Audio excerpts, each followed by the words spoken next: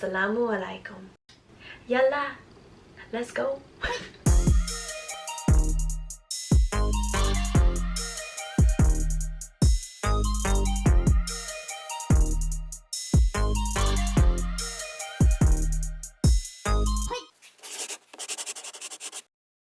If you have a trip to Egypt coming up and you want to know what to expect before getting there, or if you're someone that's deciding whether or not you should add Egypt to your travel bucket list, then you've come to the right place. Hi, welcome to my channel. If you're new here, I'm Arianney, and today I'll be sharing important tips, what to avoid, do's and don'ts in my experience, so that you can make the most out of your trip and arrive there with an open mind and lessen the impact of culture shock, even just a little bit. I'll be leaving timestamps of the different topics that I'll be talking about in the description down below. If you find this video somewhat helpful, please show some love by liking this video, commenting, and subscribing so it can reach out to a wider audience. So without further ado, let's start with the most frequently asked question: is Egypt safe to travel to?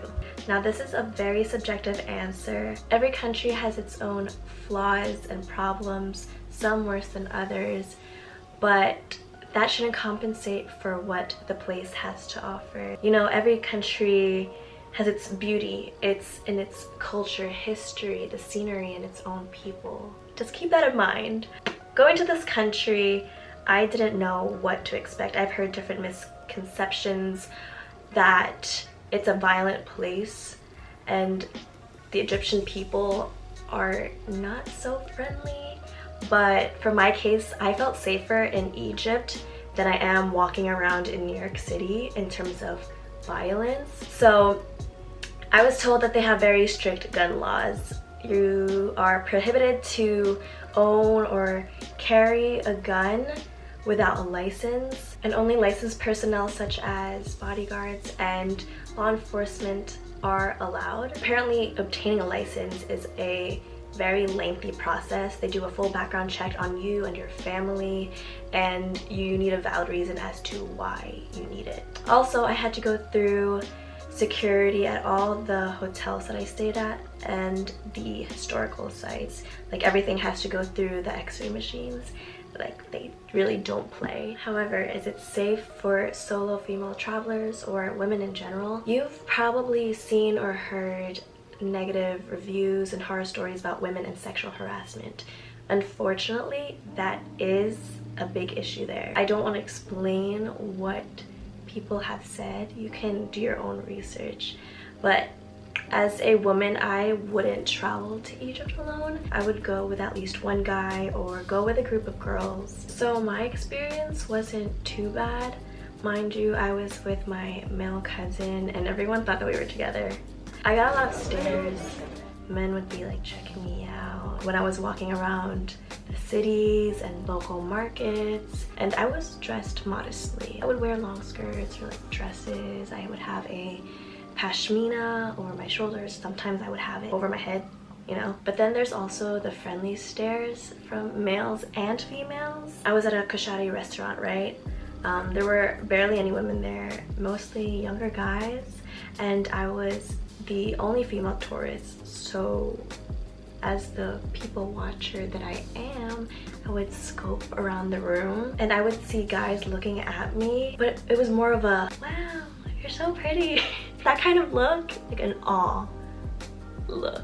But it was obvious that they were talking about me. And when they were leaving, they had to use the stairs that our table was like next to. So they had to pass us. And as they were walking down, they like smiled at me and they were like, goodbye. So, you know, I just smiled back and said goodbye. It was like very like wholesome. It didn't bother me at all. There was also another group of girls that did the same thing and it was pretty cute. It was like, And side note, girls will come up to you and ask if they can take a picture with you because they might think that you're a celebrity or, you know, you're just beautiful. So just wanted to let you know. Besides the stairs, there were lots of catcalling and sounds to get my attention.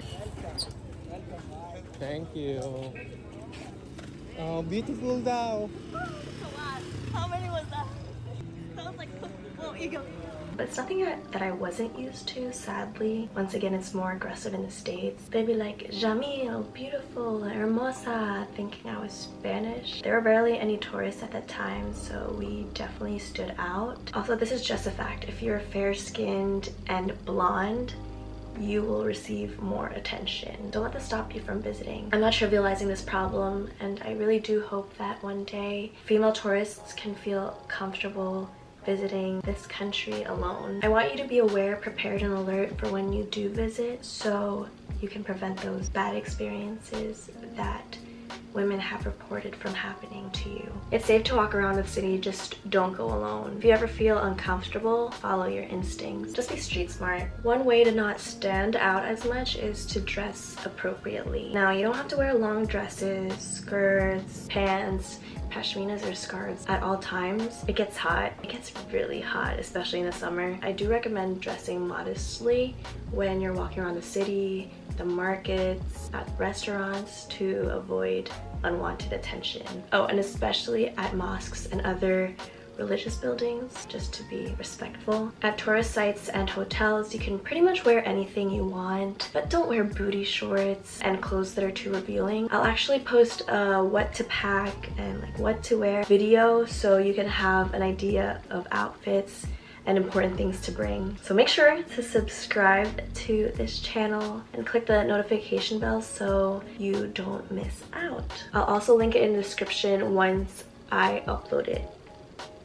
So we booked this trip with a tour company. This tour package included airport transfer, a driver, a guide in every city that we visited for 8 days that we were there. We had the van to ourselves, and we literally were given a private, luxury, smooth sailing experience. It was so expensive and unnecessary. Since we booked with a travel company, we had to pay taxes for each individual and not by group. So if you really want to save money, I wouldn't book with a big travel company. Go on smaller reputable tours or hire a private guide, especially if you're staying in one city. If you know someone that lives in Egypt, ask them if they can show you around, or join Facebook travel groups and see if there's anyone that would tour you and be your guide, but make sure that they're trustworthy and reputable. So yes, I would hire some sort of guide because there are so many advantages. The obvious is you'll get that cultural exchange. They can teach you some Arabic. You can only learn so much from history class and textbooks,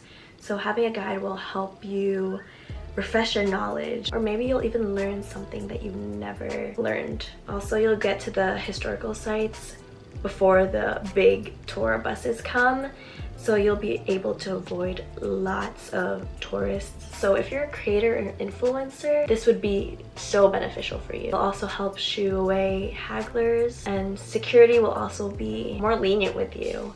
For instance, my guide knew the good photo spots at the pyramid, and you're not supposed to climb up on like certain sections of the pyramid, but at this specific spot, she told me to just do it. Meanwhile, the security was there and was about to yell at me, but she said something to him and he let me take a few pictures. Like, it felt so illegal. When I stood on the stone, I just wanted to take a quick pic and leave. It's disrespectful and I don't want to damage it. Side note, don't touch the hieroglyphics in the temples, especially the ones that still has the original colors. It's so well preserved, so let's keep it that way. But anyway, you're gonna realize at times you don't even know what's allowed and what isn't, because security might not allow you to do something, but in reality you're allowed.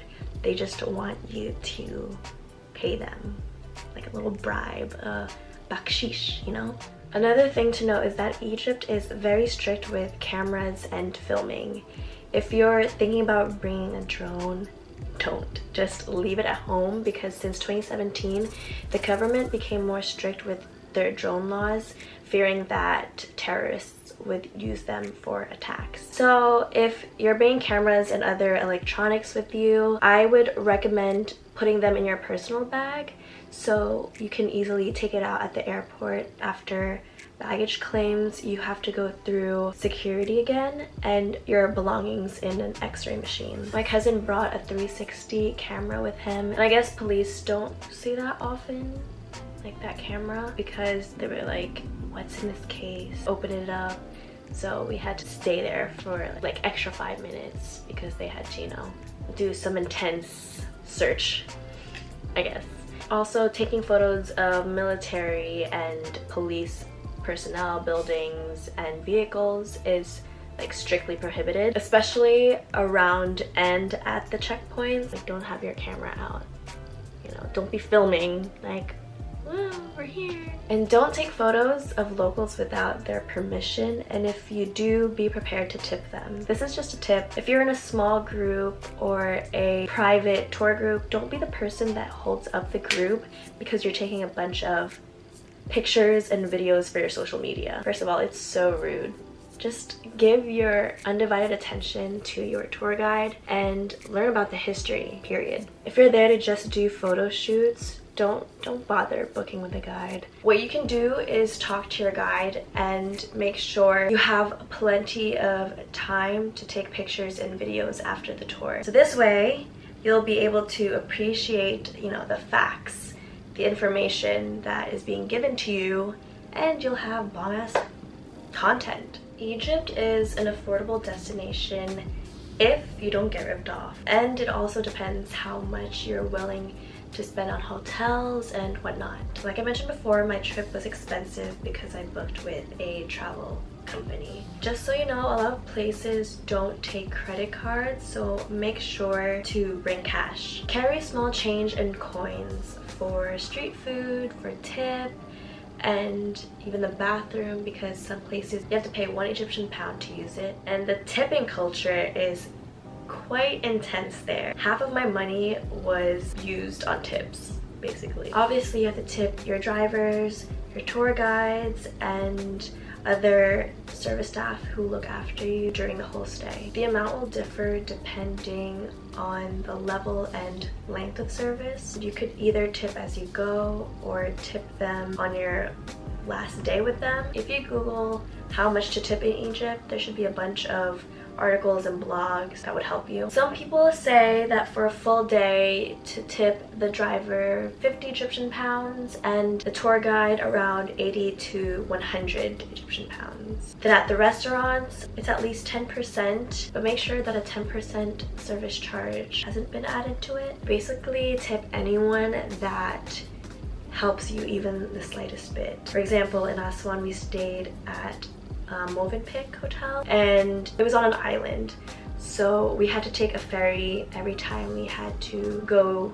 to the town, so we tipped every time we used the little ferry. You have to remember that these people don't get paid enough and that Egypt's economy is heavily dependent on tourism. There will be times where you'll have to give tips or bakshish to people for them to stop bothering you, and that would be like, I don't know, like small change, like 1 to 10 Egyptian pounds. So for example, at the airport, there's usually someone who will come up to you and help you bring your luggage inside up to security. You know, you have to tip them usually, like that's normal. But if you told them in the beginning that you don't need help, like, and so no one's there to help you, but once you get to security, there's just gonna be people taking your luggage and putting it on the conveyor belt. Mind you, this conveyor belt, it's like super close to the ground, so you can just easily like plop it on there. And if they do that before you even get to say no, they're gonna expect for you to tip them, so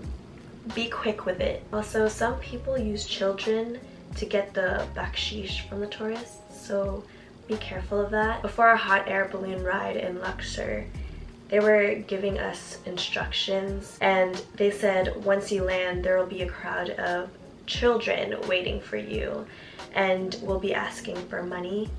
Don't give it to them, because apparently they're trying to teach them a lesson that you can't just beg and bribe for money. You have to earn it. That's one little thing that you should know if you're gonna do a hot air balloon ride in Luxor. Egypt is known for its pyramids, its mummies, and its ancient history. But what it's also known for is the haggling and bargaining, the tourist traps and the scams. So here's what you need to know. Make a list of how much things typically cost in Egypt before going on the trip so you don't get ripped off. Like water, souvenirs. Also finalize cost and rate before you do something like the camel rides and certain tours, because it's happened to some people where they get on the camels without asking how much it is, and the guy bumps it up to like what, twice the usual price. So agree on the rate before getting on that damn camel. Walking through the local markets and bazaars can get very overwhelming. There's lots of hustling and they're very persistent, like sometimes even aggressive. There was a guy in Aswan that literally followed us halfway through the market trying to get us to buy something from him. It was a little scary. Not gonna lie. You just have to be assertive. You can say la shukran, which means no thank you, or just completely avoid eye contact. Like don't ignore them, like don't even look at them. Wear sunglasses. You know, channel your inner Bieber walking through a crowd of paparazzis, and that shall do it. Hopefully. But just remember that most of them are not bad people. They're just, you know, trying to survive and make a living. Another tip is to bargain. Bargain, bargain, bargain. Don't pay anyone what they ask for. Always cut the price to half, even more than half. For example, if they say 100 pounds for a pashmina, a scarf, try to go for 40. Or you can do a package deal. Say you'll buy 4 of the scarves if you get to pay XYZ amount. Start really low, and if they don't agree, walk away. They'll usually stop you and eventually agree with the price. Some of the prices that they start with are insane, so make sure you go to multiple stores and compare the prices before you buy them. Next tip, make sure you have exact change. On our way to Luxor, we were stopped at a checkpoint, so we were told to just hang for a bit at this service area shop thing. I wasn't planning on buying anything, but they had good, like nicer quality pashminas, so I thought I'd buy it. I had a larger bill, so I had to make sure he'll give me exact change, and he said that he did, so I bought it. But then he only gave me a quarter of my change. It was like, for me. And I'm like, I don't think so. And I kept asking for it, and he would give the rest of the change little by little, and was like, for my son.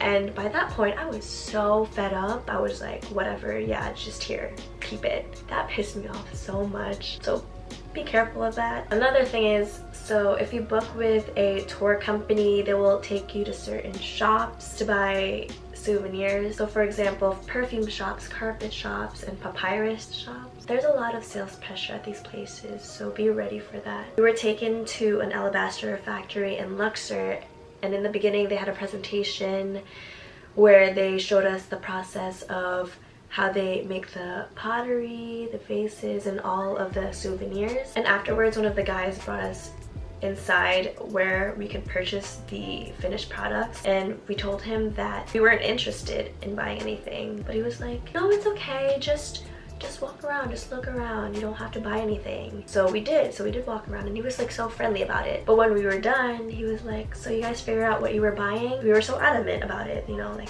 we weren't gonna buy anything. And when we said nothing, he immediately changed his personality. He looked like he was pissed off that he didn't succeed at persuading us. And I'm just like, dude, don't be fake, you know? Another thing to note is that your guide gets commission from all the shops that they take you to. So if they help you negotiate the price with the shopkeeper, they may or may not be really helping you. The offer that was best might not even be as close to the actual price. It can get really deceiving, so don't be naive. You're gonna have this like love-hate relationship with your tour guide, I would say. That's why I highly suggest researching costs beforehand. This brings us to souvenirs.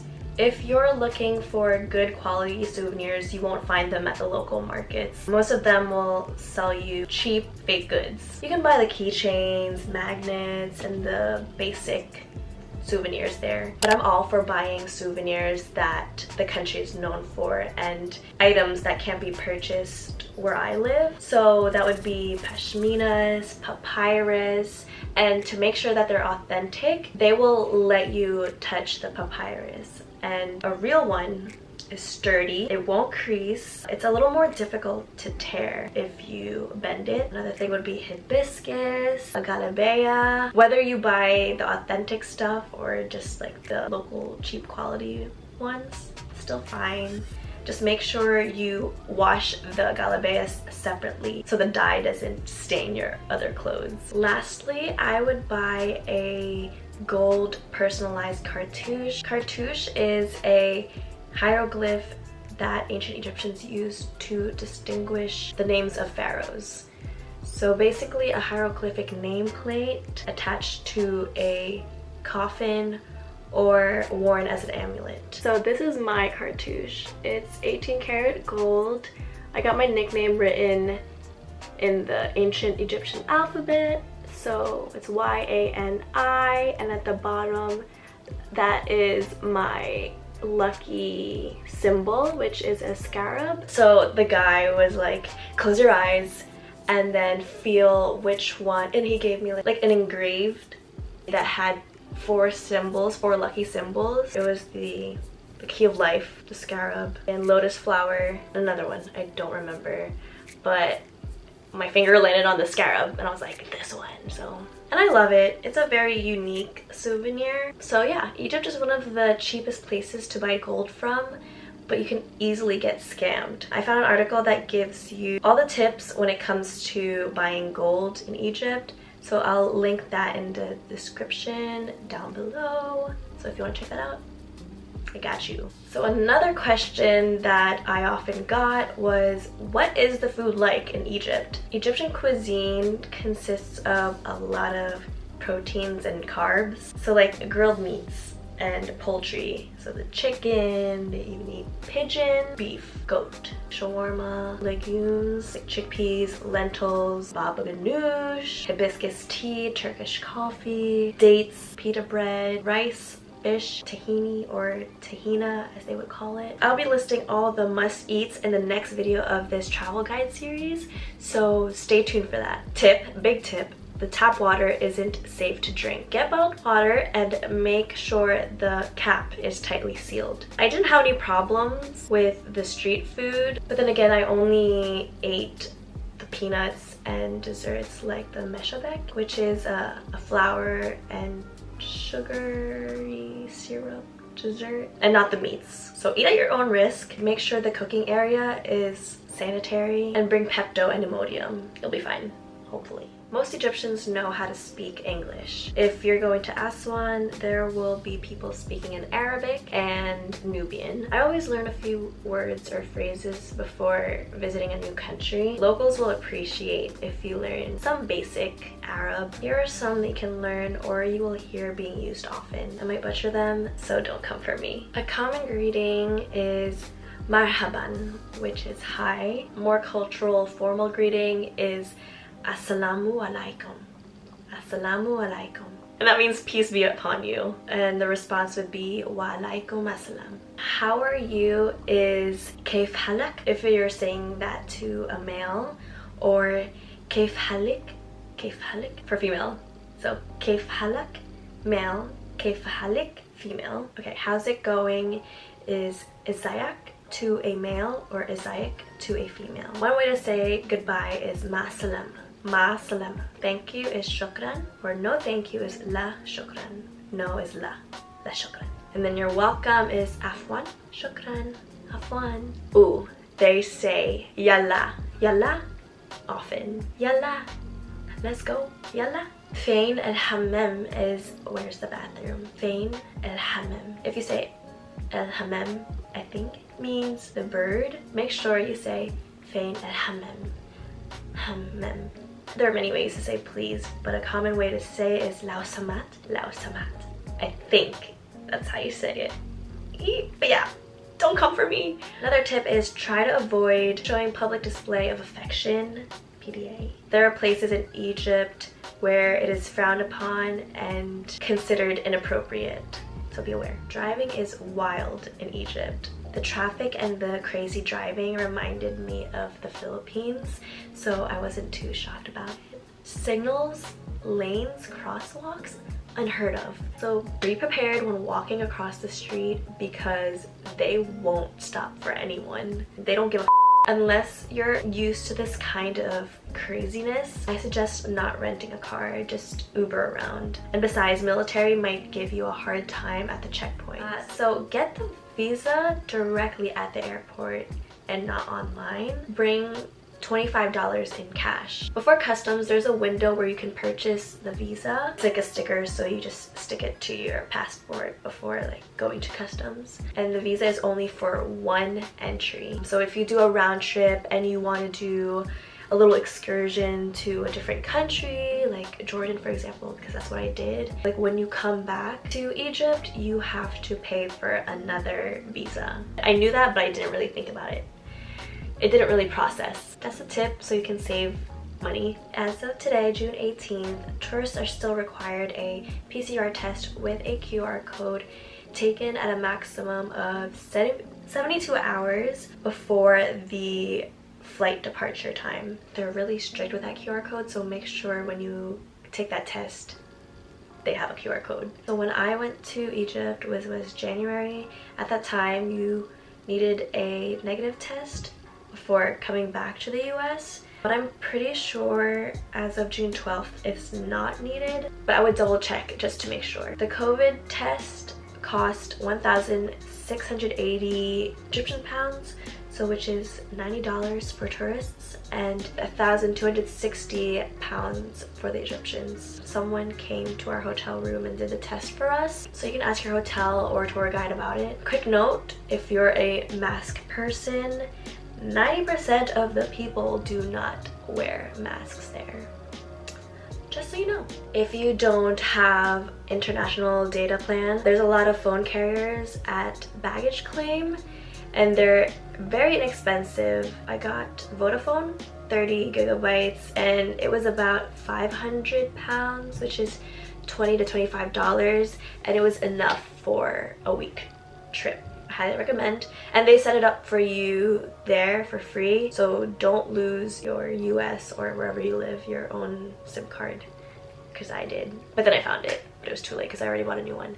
But anyway, lastly, I just want to talk about the Egyptian people in general. Aside from all the haggling and horror stories of what some people went through, the Egyptians are one of the nicest, most welcoming and hospitable people I've ever met. They're so goofy and they have such great humor. They would always like crack jokes. They're just funny. They're hilarious. So when you're there, talk to the locals, ask for recommendations. We chatted up with the people working at the rooftop restaurant of our hotel, and we just exchanged stories, and they even gave us free drinks, so that was cool. It was nice. Our tour guides truly went above and beyond to give us the best experience of a lifetime. Me and my cousin were saying how we felt so spoiled on that trip and how we were gonna miss it. And to show you Egyptian hospitality,